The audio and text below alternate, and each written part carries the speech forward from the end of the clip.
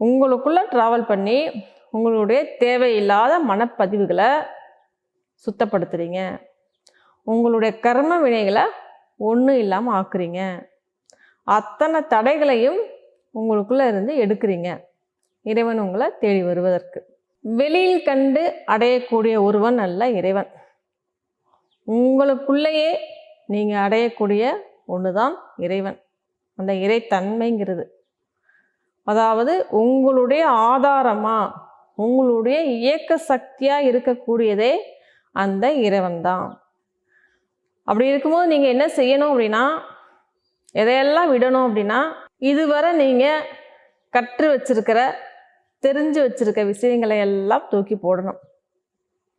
இது வரைக்கும் நீங்கள் சேகரித்து வச்சிருக்கிற அறிவு சார்ந்த விஷயங்களை, தேவையில்லாத குப்பைகளை தூக்கி போடணும். எனக்கு எல்லாம் தெரியும் அப்படின்னு நினச்சிக்கிட்டு இருக்கிற அந்த நினப்புகளை தூக்கி போடணும். இது எல்லாத்தையும் தூக்கி போட்டுட்டு சும்மா வெறுமன இயல்பாக இருந்தால் இறைவன் உங்களுக்குள்ளே வெளிப்படுவான். உங்களுக்குள்ளே இருக்கிற இறைவனை நீங்கள் தான் இத்தனை தடைகளால் அங்கே மறைச்சி வச்சுருக்கீங்க. அந்த தடைகள் உடைக்கப்படும் போது உங்களுக்குள்ளே இருந்து இறைவன் வெளிப்படுறான்.